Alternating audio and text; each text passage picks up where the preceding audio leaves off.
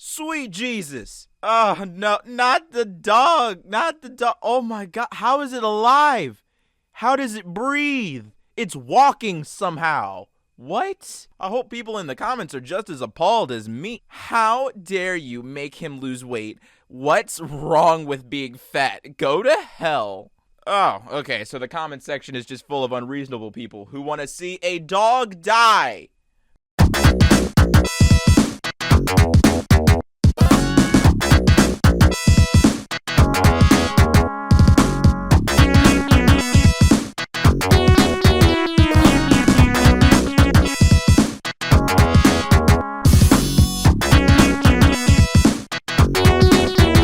Ew, ew, ew, ew, ew, ew, ew. Why did so many mutuals thought this was body positive? Like, bye.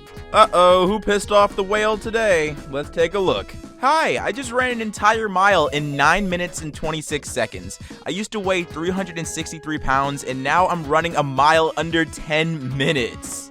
Oh, what a shocker. You're mad that someone's able to do something you can't. Oh, and she responded. Listen, because running has been something I attempted to do for a long time at my lowest physical condition, I wasn't sure that this day would come. It's not fat-phobic to mention my weight in my body. Notice how I didn't mention my current weight? My experience is mine. Please stop. Your entire account is fat-phobic. Bye. Have fun with that cognitive dissonance. We're all veterans to this at this point. We've all encountered this. We all know why she feels that somebody else's personal weight loss story is a threat to her, because she's ugly. I mean, I'd be defensive too if I was built like the Michelin Man. Fun fact, if someone is working on their health and fitness and that makes you feel attacked or hurt, that's something that you should work on. Someone else improving their situation has nothing to do with you. What? No, you're lying. You're trying to tell me that somebody else's personal actions have no effect on me? No, that's crazy. The world revolves around me. I'm special. I'm special. Stop losing weight. It hurts my feelings. Excuse me, this meme about Santa losing weight because he went plant-based is anti-fat content, and it led me to unsubscribe from this subreddit. Can you do this for me because I'm special? Can you like make a concession for me, apologize to me, specifically? It is insanely ironic that these sphere-like people truly believe that the world revolves around them, and that'll never not be hilarious. No one tell them though. No one tell them. Just let them keep acting this way. Quick privilege check. Body positivity is not for everybody, and if you're a thin, white, cisgendered, able-bodied woman, it isn't for you. Oh, okay. So to all of the thin, cisgendered, able-bodied white women in the audience right now, unfortunately, because this woman online who no one knows and has no credibility says that you can't be body positive or participate in the body positivity movement, your scars, your stretch marks, your acne, maybe blemishes, large birthmarks, all that stuff that might make you feel insecure about your body, you're not allowed to feel positive about that. Yeah, you had no control over that. Yeah, most people in the body positivity movement are obese and have the ability to lose said weight. And yeah, we all understand that your scars, birthmarks, blemishes, and acne is absolutely out of your control and simply the result of either genetics or an accident. But no, you see, you can't be positive about that stuff. So yeah, if you just were to change your race, maybe not be thin. So yeah, if you're like naturally thin or you just enjoy working out and being healthy, just stop that. If you can just immediately become trans, that'd be great.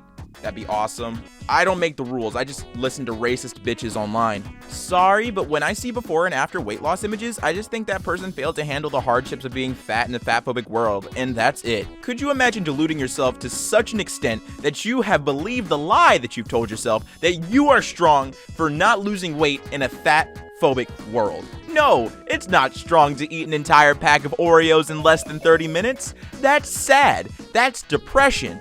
Now, I'm no psychologist, I'm just a regular person on the planet, but when I see somebody going out of their way to drown their sorrows and their emotions in food, that's not a strong person, in my opinion. I very much see someone who needs support, who needs a friend, who needs family, who is weak and using food as a crutch for said weakness. You're not strong if you're fat and you refuse to lose weight. You're strong if you're fat and you seek help. So yeah, all those people doing before and after pictures are stronger than you. They're doing something that you would never have the courage to do. Yo, friendly reminder that people with eating disorders do not have thin privilege. Eating disorders are debilitating illnesses, not an aesthetic. Not everyone with an eating disorder is underweight. Eating disorders come with health complications that are the exact opposite of having privilege. Having to buy clothing from a children's section isn't privilege either. If you say people with eating disorders are privileged, you're delusional and you're only looking to further your agenda. Not to mention that you're body shaming the people who need the most support. But you're thin, and thinness comes with privileges, right? Yeah, your teeth are messed up because you're bulimic and you throw up every meal you eat and you've destroyed your teeth. But no, you have privilege. That's a privilege to have your throat scarred by stomach acid because you throw up all the time. No, that's a privilege, not an eating disorder, not somebody struggling with a horrible, debilitating illness. No, you're thin and people think you're pretty. Why Rebel Wilson's weight loss is sad for so many women like me. Oh man, they did this with Adele too. Imagine being made fun of for doing a healthy act. Could you imagine being made fun of because you get up in the morning and jog? Just a normal healthy act, and weight loss is that. It's a healthy thing to do because it lengthens your life. And these actresses and singers who were body positive and plus-sized idols are starting to realize that they're reaching their late 30s, early 40s, and they want to live into their 80s. And they're not going to be able to do that 200, 300 pounds. That's just not going to happen. So maybe, just maybe, to preserve your feelings, don't project yourself onto these actresses and singers. Just because they share your body type and make, I guess, your body type more mainstream, which they didn't, because they clearly lost weight, which means it's not mainstream, it's not societally normal to be overweight, to be nearly obese. Maybe you should stop projecting yourself onto strangers who don't have the same priorities as you. These people were obese in the past and lost weight now because they want to live. Maybe you should do the same since you want to, project yourself onto literal strangers. Maybe you should follow suit, go all the way through with it, and you should lose weight too. Of course, it feels like you have no control with holiday food. We are told to only eat once a year. Your body is literally reacting to scarcity. Of course, you're going to eat past satiation. It's a psychological response. Your body is not a failure. You are not weak. What the fuck? Are you talking about Thanksgiving? Because if you eat once a year, you're dead. You're not even eating, you're just dead. So I'm assuming you're talking about Thanksgiving and you don't want people making fun of you for eating the same way past the holiday season. Yeah, the reason why you're allowed to pig out on Thanksgiving is because it's the assumption that you don't really eat that amount of food normally. It's supposed to be kind of a feast. Yeah, if you eat in those type of portions, like 3 or 4 plates an afternoon every day, you are going to die. You're going to have a heart attack. You're going to develop diabetes. You're going to be obese.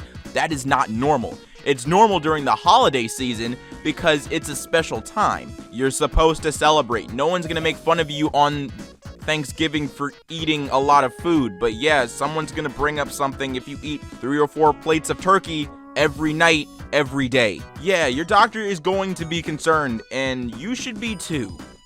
Portion control activates scarcity mentality, which makes you feel like the amount of food available is limited and therefore survival is threatened. That's just a lie. That is just pseudoscience. Like, you made that up. That is confirmation bias, the tweet. You wrote that tweet so that you could feel better about eating 20 cookies in one sitting. Portion control is completely normal and most people intrinsically have it. Most people know how much they can eat and how much is safe to eat without even trying. People who are obese have an obsession with food. They're always going to eat more than what they need. That's why they have to go out of their way to portion control, because in their head, subconsciously, they're not doing it like everybody else. So yeah, portion control is completely normal and safe.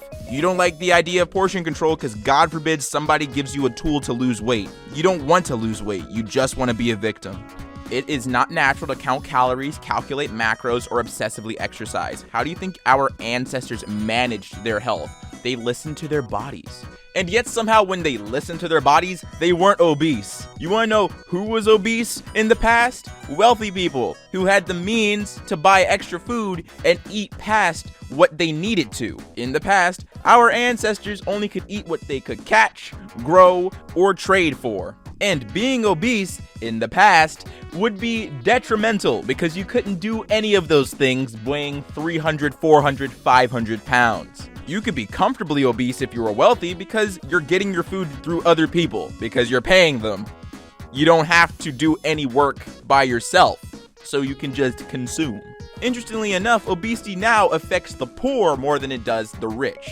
Calorie-dense food is really cheap and really available now because we live in the future. And unfortunately, people who can't afford dietitians or gym memberships just don't bother trying to lose weight. They just eat what they can because that's what they can afford. You guys already know that I try to encourage you guys to not even try to go to a gym and just work out by yourself, because working out by yourself is free and also private. I just don't like people seeing me work out, and a lot of other people feel the same way. If you can't afford vegetables, you can grow them. Don't let these people lie to you. Seeds are cheap, planting pots are cheap, and soil is cheap. It's really easy to grow a cucumber. And if you don't want to worry about that, calorie counting and portion control of cheap, calorie-dense foods is an easy way of maintaining your diet. Just pair that with exercise and you'll be fine. There you go. Panda Daddy's free gym. Here you go. I just told you how to build your free gym. Not a single cent came out of your pockets. Please become great and use all those tips. And there's also a bunch of videos online teaching you how to work out at home, and you can actually get some serious gains and lose some serious weight.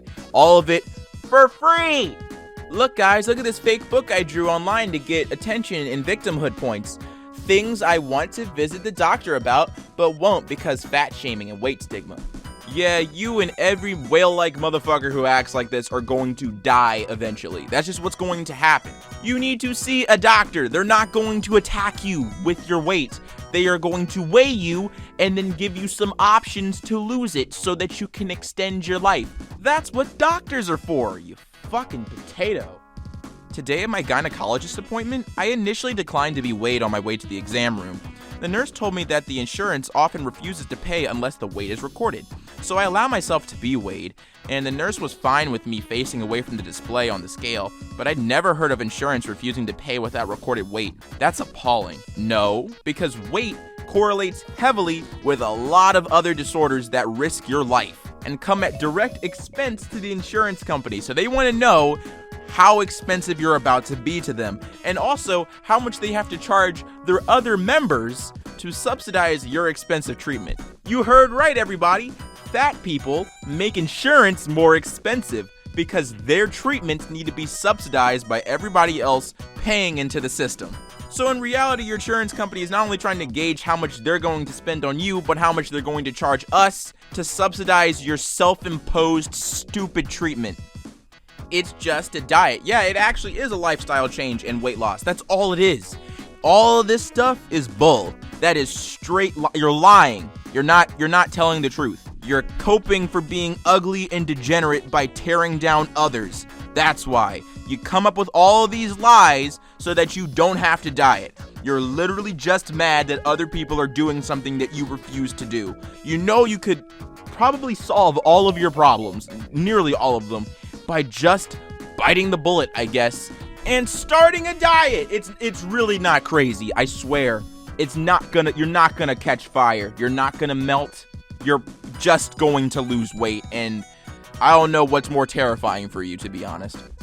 Recently, I've watched a few cheesy Christmas movies with my friends, and every single one of them I've watched have been fat-phobic. I wanna die. How are Christmas movies fat-phobic? They're literally Christmas movies. There's nothing controversial about Christmas. The one I just watched had Santa on a no-carb sugar diet. Santa. I just want to watch some Christmas movies without being made to feel bad about my body. This has to be a fucking joke. It has to be. This can't be real. This can't be real. 190 people liked this, so it's actually real. If it was a joke, there'd be a whole bunch more people liking it. There'd be a lot of retweets. It'd be obvious that it's a joke, but I want it to be funny because it's too fucking ridiculous. I want it to be ironic, but I know it's not. I know it's not, and why? People saying it's lame they're skinny, it's promoting healthy bodies. I'm tired of people catering to overweight people who are overweight because they don't take care of themselves. Yes, there are people who are just naturally a larger build or have conditions like diabetes that result in larger bodies, but that's different than someone who just doesn't work out, only eats junk food, and lies around all day. Promote healthy bodies. Promote caring for yourselves. This isn't saying that you shouldn't have lazy days or eat junk food, but you should balance it and move and eat healthy food as well. I've seen people call dieters toxic, which is just dumb. People want to care for their bodies. Are there toxic dieters? Yes, of course. There are also people with body dysmorphia and anorexia and whatnot that need to gain healthy weight and support and care. Junk food does not exist. Food is food. The use of this language is generally to police fat people, but fat people have existed before that language and will. No, you won't. No, you won't. You're gonna hit 45 and have a heart attack. Stop eating junk food. I mean, yeah, everybody likes a cookie from time to time. Everybody likes some candy from time to time, but that's your entire fucking diet. You're going to die if you keep doing this. You're not gonna live long. That's not in the cards for you. That's not happening. That doesn't track. The plus-size girls with no stomach and fat ass being the face of the body positivity movement is literally not what we mean by more representation. Give me belly, back rolls, big calves, cellulite, big arms. Ugh. Look, what you just described are curvy and thick girls, and everybody likes curvy and thick girls. You're just mad that nobody likes your degenerate ugly ass. Fatness and obesity are unattractive, and you know that. That's why you're mad that these girls are becoming the face of the body positivity movement. And no, the face of the body positivity movement right now is Lizzo, and she is comfortably obese. Intellectuals within the health at every size movement are all obese. There are no curvy or thick girls representing your movement. But soon as one says that they're body positive, you jump on them. Because at the end of the day, this isn't about body positivity or making people feel good about themselves. It's about making others like you, even though the societal standard says that you are obese and ugly. That's the truth. Don't change society, change your body. Because you are unhealthy and unattractive. Stop trying to hide behind body positivity in order to forward your stupid ideology. BMI is a tool to criminalize fat people. Excuse me, the fuck did you just say? The war on, they censored, medical fat phobia. What is that? Medical fat, are you talking about just people considering and proving with loads of mathematical and scientific evidence that obesity is a risk factor for many horrendous diseases later in life? That's medical fat phobia, seriously. Wow, the lengths you guys will go to just not lift up one weight. We've already had a post like this. This is just semantics at this point. You just want someone to change the connotation around junk food so that you can feel good about eating 12 cookies in 12 seconds. So I'm not even going to argue this. I've already said what I had to say. You're just a sad person. Diet culture avoids sweets like Oreos because they're bad. Thinks about Oreos all day, craves an Oreo, eats an apple instead, craves and eats lots of Oreos at night, feels out of control, embarrassed, and like a failure. Versus the diet culture rebel, knows no food can make or break health, craves Oreos, eats some, and moves on guilt-free. One, diet culture doesn't even exist, but they just strawmanned dieting in general as something that is always a punishment. Oh, you'll always crave unhealthy foods and then you'll binge and feel like a bad person. No, that's you. When you have a bad day at work or in class, you go back home and beat up your fridge. That's what you do. So no, most people on diets will eat that apple and be happy. They feel that, hey, I've made a good choice. I didn't have any Oreos today. Maybe I'll have Oreos on the weekend, but today I chose a healthier option. I'm a happier person. But yeah, I guess being a diet culture rebel is so nice because you get to delude yourself into thinking that you're making a good option by making yourself feel good. Yeah, you're not gonna be feeling good later when you have constant heart attacks. We're about to get inundated with New Year's lose that quarantine weight bullshit. Instead of going to war with your body this year, go to war with weight stigma and our culture's obsession with thinness. You can trust your body. It's literally designed to protect and care for you during periods of intense stress and scarcity by putting on weight. Your body is not the problem. Fat phobia is. If you gained a lot of weight this year because of stress and because that you've been home and all you've had to do is eat, I encourage you to lose weight. Please do. Don't make this into a habit because you're going to die. You're going to shorten your life if you keep eating this way. You need to work out. And the best way to do that is actually not to tie it to a New Year's resolution. Just choose to work out next year. Find some time to do it. Don't tie it to a specific day or a specific month or a specific thing because if you fail, you'll feel really bad. You'll feel really terrible. You need to keep trying. It's a difficult process. Waking up every morning and doing a couple push-ups and a couple sit-ups or going outside to jog takes a lot of commitment. And people slip up. People make mistakes. Dieting takes a lot. It takes a lot of commitment to maintain a diet, calorie count, and portion control. You need to put in the effort, and you're going to have moments of weakness. And you shouldn't tie that to a New Year's resolution. You should just do it because it's good, because it's healthy. Please disregard what this woman has to say. She wants you to be obese and degenerate and unprincipled because she is. She wants you to be in the same position as her because she doesn't want to work and she doesn't like seeing you work. You're here, you're watching this video, you're listening to me because you want to do better with your life. That's the whole point. You want to live past a specific age, you want to be healthy, you want to look good, you want to feel good, all of it. And listening to her isn't going to get you there. Eating food and accepting your fatness is just delusion. You're not going to feel good. And to be honest, I'm preaching to the choir right now. A lot of you guys are already doing that, and I'm extremely happy and so proud of you. Seriously. It's not easy to lose weight. It's not easy to work out. It's not easy to diet. You're doing something that a lot of people refuse to do. A lot of people will go out of their way to draw some weird woman on an Instagram post and write a stupid paragraph about not working out because it's easier to do all of that than to calorie count, portion control, diet, wake up in the morning, work out, or jog. Seriously. It's so much harder what you're doing, and you're succeeding at it, and I'm extremely happy that you are.